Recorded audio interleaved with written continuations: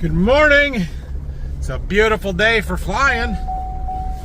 Pulling the drone trailer out. We're gonna head down to the wheat stubble that we tiled where we need to spray and get that job done here this morning. We've got our gator on the trailer. We're gonna do some boundary mapping while we're down there. Trying to get all that stuff taken care of here this morning.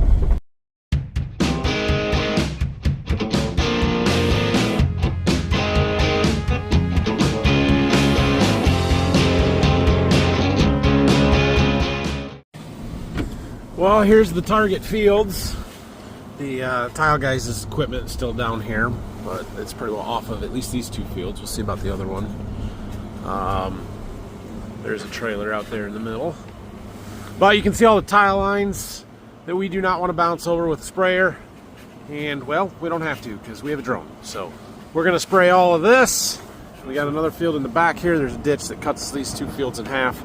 We're actually going to go over the bridge, park on the filter strip over there right on the edge. We can spray them both from one spot, and this should work out pretty easily. And then there's 20 acres kind of on the other side of that woods over there that we want to do as well, but we'll start over here. All right, we got stuff set up here. I got the gator off, got our drone right opened up, ready to go. Getting my trailers, jeez oh Pete's, learn how to talk today. Getting my controller set up. This is this front field up here. Goes around the house. There's a big finger that goes clear back over to those trees over there, like that. We're gonna start there. There's 29.1 acres in the task area. I'm gonna use 72 gallons, so we've got plenty in that tank. We do all of it with that. Should be good to go. Start up our DJI generator so that we can get our batteries charging. I gotta turn the battery on to do that. I think these two are full already. Yep.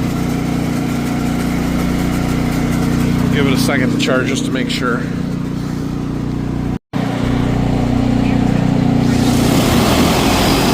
This is probably our last drone flying day, drone spraying day of the year. I don't have anything else that I intend to do with the drone. Doesn't mean something won't pop up, but yeah. This should be about it. So 85 acres will take us most of the morning, and then we need to get the drone, well, we probably won't do it today, but we need to get it cleaned up and put away. And yeah, we're gonna do a full drone spray and review video at some point when I don't have anything else going on. It's just to talk about what we learned, what we did, what I liked, what I didn't, all of that kind of stuff. Man, it's still cool to watch, isn't it? That is so freaking awesome. It's actually a little chilly out here this morning. You have to wear a jacket. It's probably better than 100 degrees and the sun beating down on us, so it should warm up by the time we're done here. I'm sure we won't have a jacket on, but for now, it's not so bad. Tank 2. We are just about wrapping up this front field. We've got to finish a perimeter. It's going to run out and land here real quick and then go the rest of the way around the outside of the field. And then we'll move back over here. I put a 5-foot buffer in between the filter strip or the field boundary and where it's supposed to spray to for any overspray. And I put 15 feet around the house because I don't want to kill their grass. This is kind of cool. You can see the screen recorder, the camera, the drone flying around that house lot. You can see we're plenty far away, so we shouldn't be getting any drift onto it. But one of the things that I think is neat is how good the obstacle detection and avoidance is on this drone. Like, watch when we go around this electric pole up here. You can see it detecting it, telling how far away it is as it goes past. That's what that little radar type screen on the bottom is there. Detects every one of those electric poles as it goes past, and we're low enough that it's not sensing the wires because we're not close to them, but that's really cool. Now it'll fly along the corner all the way to the back.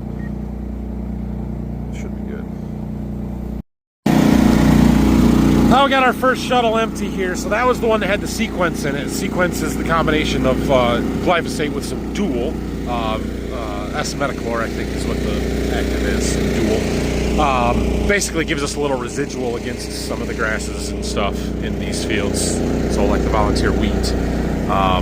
We had bought it a few years ago. We used it post-emergent beans, but if it gets late, you can't put it on a field where you want to plant wheat in the fall because it could keep the wheat from growing. Anyway, we're using it up. We're using it up here where it isn't going to hurt anything, where it actually do some benefit for us. So that's all of that one. The other shuttle has just the glyphosate and then 2,4-D in it. There was 2,4-D in this one too, but so no dual. That's the only difference. It'll still kill everything that's out here, just does not have any residual to keep the volunteer wheat down later, but that's fine. So anyway, we're just letting that finish pumping out as much as we can get out of there. We'll spray this out. We'll get our pump switched over to our other tote and everything. And we'll keep going here. We've got, what do we got left? 25 acres left in this field. Making our last perimeter pass around here, finishing this field up. We're gonna move around the corner of the woods over there to do that last 20 acres. They were finishing up tiling. I assume all their equipment and stuff is still over there, but I think they're done. We'll see what it looks like when we get over there. If we gotta leave part of the field, we'll just leave part of the field. It ain't the end of the world. I'm gonna pull this out of the way so we can just drive through. We're gonna leave this here for now. Well, the tile guys aren't quite done. Sounds like they had some breakdowns yesterday that slowed them down a little bit. And they've got a outlet going to the ditch right there that I can't get across with this trailer. So this is the neighbor's field. He was just back here. I talked to him. He said, oh, you can use my bridge, just cross there and you can go down on the other side here. As long as I can make these turns, that'll work fine. I think we're okay.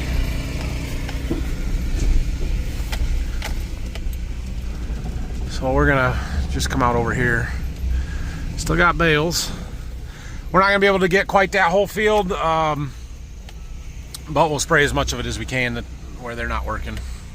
All right, I just put a non-application area in basically where their truck is, kind of on an angle across where they're still working, so it's not even gonna fly that into the field. There, you can see that there. They do have an excavator that is broke down in the middle of the field. That's gonna be a bit of an obstacle that we are going to have to, we're gonna have to watch. We'll just go around that, but it should be fine.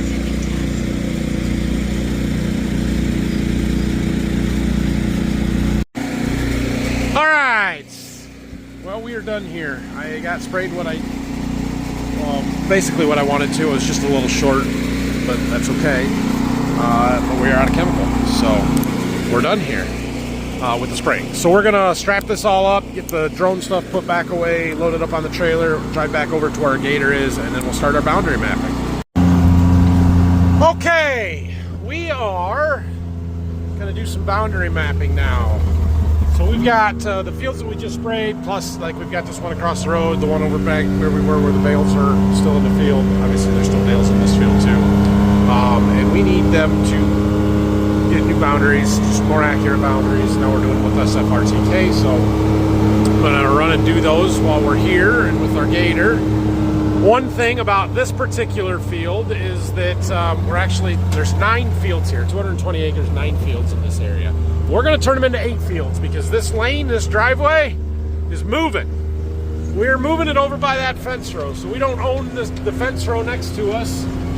Dad trimmed it back as best he could, put a driveway in along the road, and we are going to use the side of the woods over there back to where this ditch is, over to our bridge to get to the backfield, rather than having a lane cut these front 2 fields in half. And so that makes us quite a bit more efficient over here. Just less, yeah.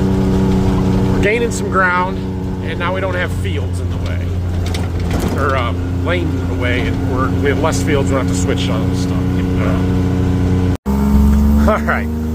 Well, after that last clip, because somebody was calling me, so I got flustered at the end there. Anyway, we're mapping this backfield here. There's a ditch that kind of cuts these, what will be 2 fields in half. Good luck figuring out where the edge is. We're just going to kind of go by where the tall weeds are versus the short weeds.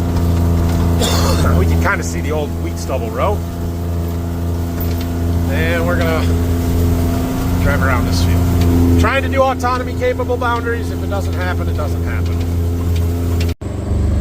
Well, there's that one. It is not autonomy quality because of that little spot in that little spot. That's ridiculous to me. When 99% of that boundary is good and the short stop spots where the quality did drop are like 10 feet long, seems like that should still qualify. But whatever, it's fine, doesn't matter. All right, now we got to try and figure out how to do this one. This one's gonna be a little tricky because it's totally new. This is just a whole new field shape.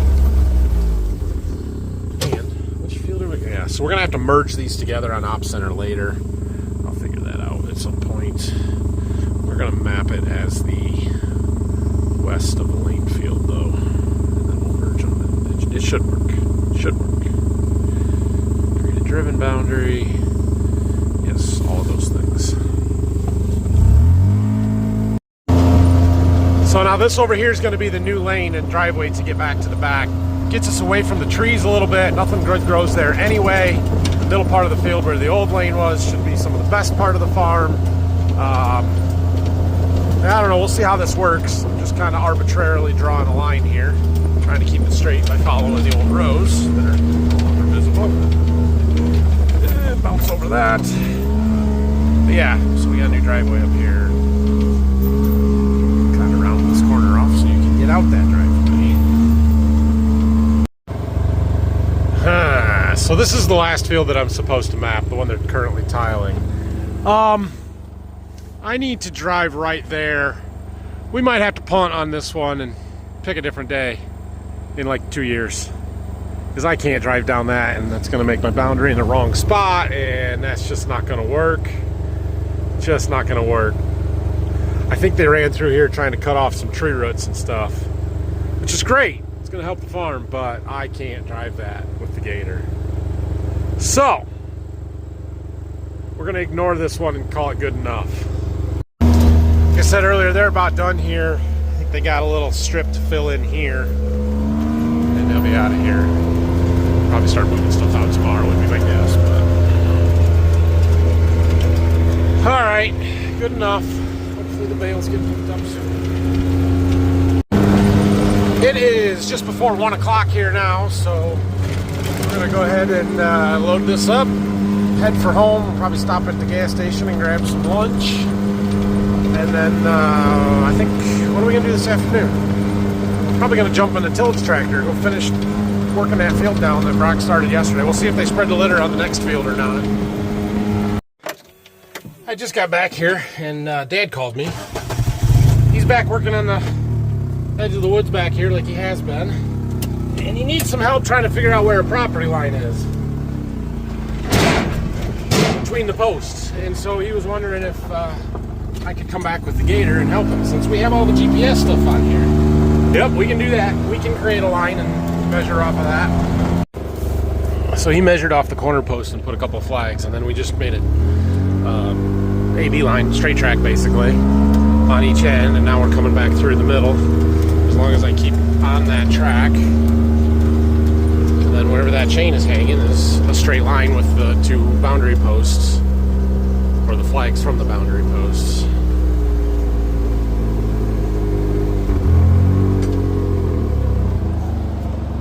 He had eyeballed it. That's how far he was off. It's not too bad. Good enough. All right, well, I got what he needed. Does that make sense? We put these flags, so basically he measured 70 feet off of that fence post, the corner post that we know is accurate on both ends. And then I drew a line between those points, and then we put some flags in the middle there, and now he's using his wheel and measuring 70 feet back to put some flags in where the actual line is, so you can tell which trees are on our side, which ones are on the neighbors. That'll work. Let's do some ripping! I didn't get to drive much yesterday. Brock was doing it, but I had plenty of other stuff to do, which I have plenty of other stuff to do today too, but nobody else to run this, and it needs to get done. So I've only got a couple hours here before I got to take the boys to football practice, but we might be able to get this little bit done. We've just got from where Brock stopped there, kind of up to the building site here, over there. There's not a ton left in this field, so we'll see how we do here. Yeah, have a little fun with it. Doing some end rows here. So I am running a boundary track off of our new boundary that I just created a couple of days ago. And the problem is the tool is 18 feet wide, or at least that's the working width. The disc gangs, however, are a fair bit wider than just 18 feet. And so we're closer to the neighbor's alfalfa than I would like to be. But I slowed down and we shallowed up the disc blades so they're not really doing anything. But this slowing it down keeps it from throwing the dirt for this outside pass. And we're actually right on it. I mean, we're exactly where I want to be. So it's good. It's just, it measures the 18 feet based on the shanks that are in the back there. And the discs and the rolling basket are wider than that to cover the ripper points and stuff. So, but really there's 9 ripper points there on 24-inch spacings. So the 18 feet, we're really only be 16 feet from the point to point on the outsides, and then you get a foot on each side of it for coverage. Right? So, yeah. So what I'm saying is the back outside ripper point is a foot inside where the boundary is drawn. Oh, I was just doing a little more in the back here by where Dad's working. He called me and said, hey, you got a broken bolt on a shank. Right. Okay. So, we're going to head up to the shop. It happens every now and then. They're kind of like a shear bolt. They're not supposed to be a shear bolt, but they act like a shear bolt. That is one of my complaints with this ripper, is that you just can't see anything. Like, I can't tell that there's one with a broken bolt from here. I don't know. So we'll go up in one. Yep, that one. All right. Well, you see, we got to find a bolt. We probably got to loosen this one. This one. Get that pushed back down, put a new bolt in. It's a job for the big 3/4 inch impact. Had to loosen these two, just like I said. We got a new bolt put in there, and we are back in business. However, it's football time. Also, the cylinder's leaking. I knew this one was leaking. I didn't know it was leaking that bad. We're going to need a seal kit for that one. Well, this field was basically done anyway. I was just finishing up some endros. Literally had 2 rounds to do on the far ends and 2 rounds to do on these ends here. That's it, no big deal. And I had to leave some back there for Dad to finish clearing off that fence row and stuff anyway. So we aren't going to worry about that. If I get into it tomorrow, if I get a chance, we'll finish that up. And I think we got a field down the road we got to do. We've also got fertilizer we are ready to spread. I'm waiting on a phone call back from my one salesman. I've called him 3 times. He said he was going to call me later today, and still have not heard from him. So I'm getting a little frustrated there. He's going to lose a sale real fast. It's frustrating. Anyway, we can spread some of our potash that we've got in the barn over there. This field out here needs that, and it needs some MAP. It doesn't need a lot. It just needs a little bit of MAP. I would like to spread it and then work that in. I don't know. And I'm thinking about buying some gypsum. So I might do that. That's gonna, yeah, we'll have to get that delivered here pretty quick too. So lots going on. And we really need to go look at some bean fields tomorrow. See where we're at. Because I have a feeling they're almost ready. So we'll see. All right, I got to find the boys. We got to go to football practice. Both boys have practice today, so it's going to be a while. Got wheat to treat. Oh my gosh, I got so much going on. Have a great night. We'll see you in the morning.